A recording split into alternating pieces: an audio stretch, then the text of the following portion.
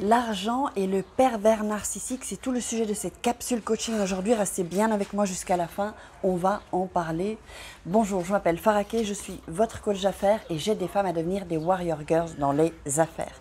Alors c'est vraiment un sujet qui m'intéressait parce que c'est vrai que j'ai remarqué deux cas de figure en fait avec le pervers narcissique et l'argent. Alors il y a deux cas de figure, donc soit le pervers narcissique a de l'argent et la victime n'en a pas, ou alors, et donc elle dépend de l'argent du pervers narcissique, ou alors le pervers narcissique dépend de l'argent de la victime. Je vais m'expliquer un peu plus en détail. Mais si vous n'êtes pas abonné à la chaîne, je vous invite à vous abonner, à activer la petite cloche pour être au courant de toutes les notifications et surtout des lives que je fais en semaine, parce que nous avons également un rendez-vous quotidien.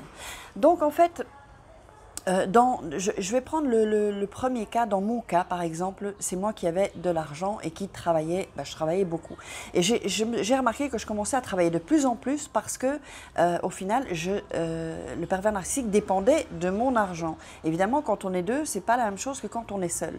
Donc, on a plus de frais, en fait. Donc, il y a les frais du loyer, les frais de la vie courante, plus une bouche à nourrir, et dans le cas de fumeur, puisqu'il était fumeur. Et donc, en fait, qu'est-ce qui se passe? C'est que sa relation à l'argent, j'ai remarqué qu'il était assez radin. C'est-à-dire que quand il avait de l'argent, tout était bien sur son compte. Il ne me disait même pas tout ce qu'il avait comme argent. C'était très flou. Et donc, il gardait son argent et tentait toujours de prendre le mien. Et en plus, qu'est-ce qu'il va faire le pervers narcissique? C'est qu'il va vous culpabiliser quand vous dépensez votre propre argent. Donc c'était mon argent et parfois il pouvait me dire pourquoi tu as acheté ça, ça ne sert à rien, ça vaut rien, ce n'était pas nécessaire ou ça aussi.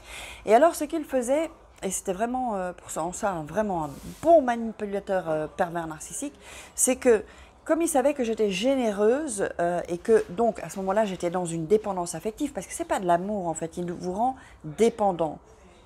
Et donc, pour le garder, j'étais tellement sous l'emprise et dans cette relation vraiment de dépendance et dans l'emprise. Donc, quand il me disait, par exemple, il était assez... Parce qu'ils ne vont pas vous dire cash, oui, j'aimerais bien avoir ça, ou tiens, tu peux m'acheter ci ou ça. Non. En général, ils vont dire, ah, j'aime bien ça. Et comme ils savaient que j'aimais lui faire plaisir, parce que... quand on est avec un pervers narcissique, on n'a pas trop bien compris ce qu'est l'amour en fait. Et on donne, on donne, on donne. Et donc du coup, il savait que quand il parlait de quelque chose qu'il aimait bien, ou tiens, j'ai vu ça, c'est pas mal. Donc, il me... vous savez, c'est quand même une sorte de manipulation. Il faisait en sorte que moi, que moi j'achète la chose pour lui faire plaisir. Et donc, c'est un peu comme ça qu'il commence à vous manipuler. Et puis, c'est très subtil. Hein. Vous pensez bien que ça n'arrive pas. C'est pas du jour au lendemain. Excusez-moi pour les gens qui parlent quelqu'un au téléphone. Et dans l'autre sens, en fait, dans l'autre cas de figure, qu'est-ce qu'il y a? Ce sont des gens, en fait, qui ont de l'argent. Parfois, ils ont même beaucoup d'argent. J'ai des cas comme ça de victimes qui sont à la merci de l'argent. Donc, elles ne sont pas indépendantes. Financièrement, elles dépendent du pervers narcissique et ça, c'est une prison en fait. Parce que quand on gagne sa vie, on peut encore s'en sortir ou dire dégage. Mais quand on dépend de l'argent d'un autre, de quelqu'un d'autre, du pervers narcissique, lui, il va jouer avec ça. Et il va vous donner des miettes en fait. Il va vous donner juste un peu, mais pas trop, pour pas que vous puissiez fuir.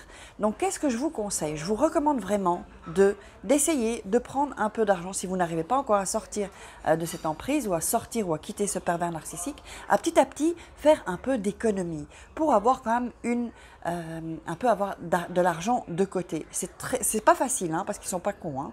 Ils sont très malins.